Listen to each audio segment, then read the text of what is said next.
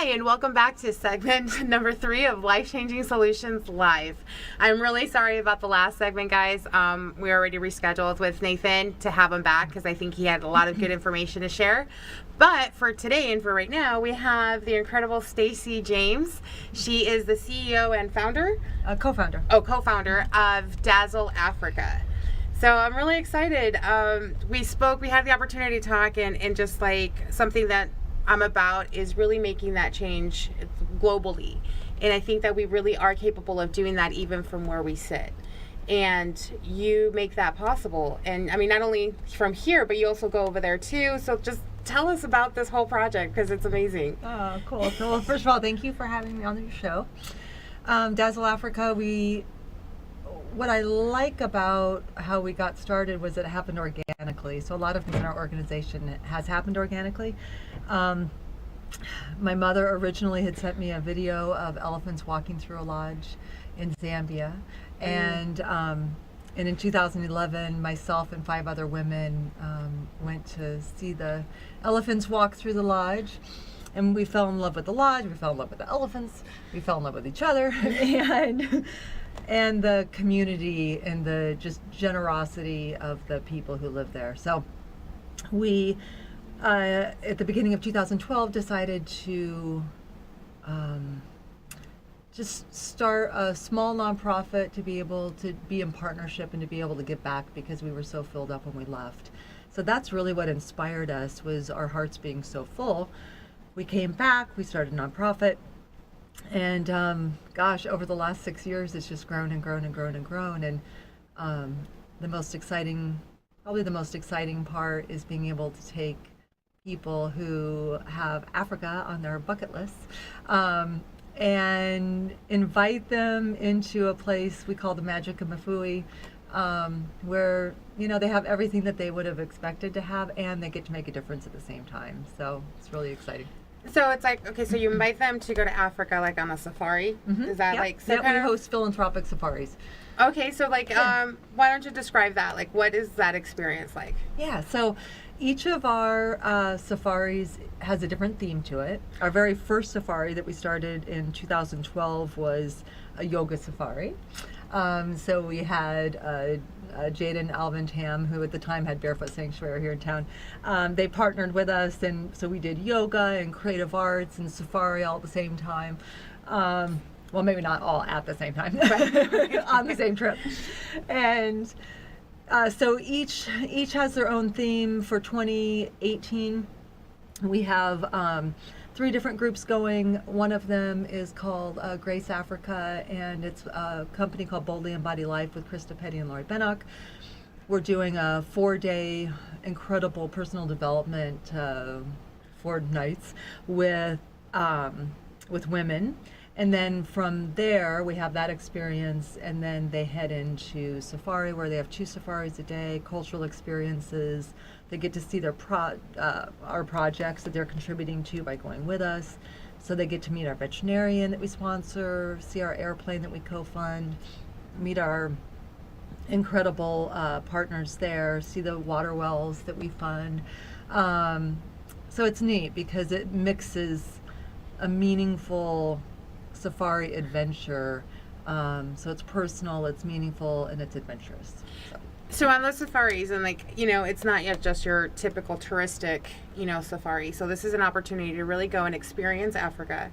And then you guys have themes.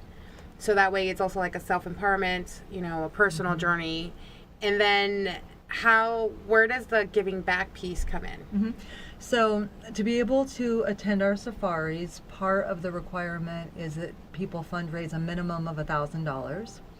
What I do tell people is that if they were attending a safari that was structured the exact same way, it would probably be more expensive, but not tax deductible, the $1,000, as well as not as personalized typically. So economically, it's a great deal for people. So the $1,000 minimum, some people write a check.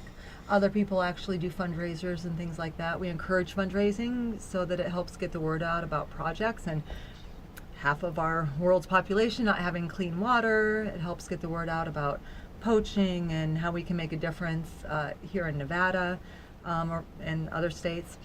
So we encourage the fundraising aspect, but if people want to write a check, some people choose to do that as well, and that's awesome.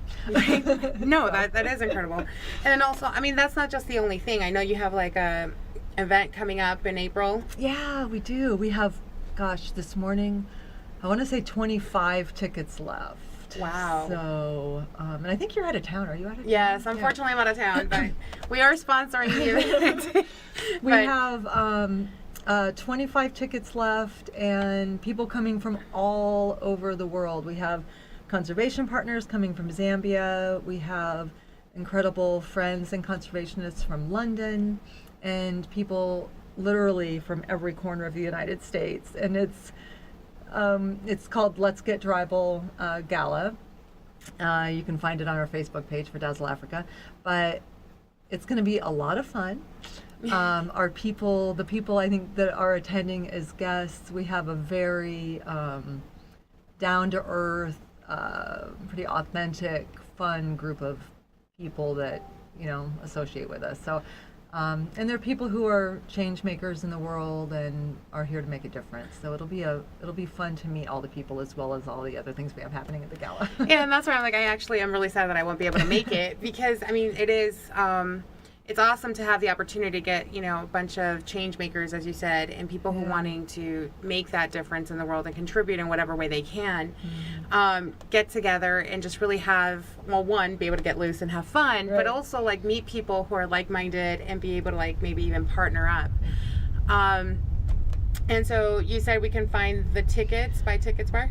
Yeah, the tickets, you can get the information on our Facebook page, so Dazzle Africa, or you can go to www.dazzleafrica.org. And if you scroll down just a little bit, you will see a link to purchase tickets there. And those funds, where are those going to go to? What are those used for? The funds directly from ticket sales and things like that, part of that money is helping put on the gala. But 100% of any donation, so silent auction, live auction, any donation outside of ticket sales, 100% is going directly to our projects. Most of that right this minute is going to fund our Cessna 180 airplane that we co-fund currently. That is used for anti-poaching. It's used for tracking and monitoring. I was just watching a video this morning from Zambian Carnivore Program. It's a video that was on BBC. It was called The Hunt, and it showed the airplane that we co-fund helping track endangered wild dogs so that they could monitor what was happening with them. So a lot of the money that we're raising will be for aerial surveillance and support and science. Wow, that's so amazing. I really love what you guys are up to. I am a little curious about this. We don't have much time, but you did bring this, so what is that? Yeah, so I brought a piece of ivory. It was actually given to one of our board directors. His mother a long time ago worked in antiques and had given this to him.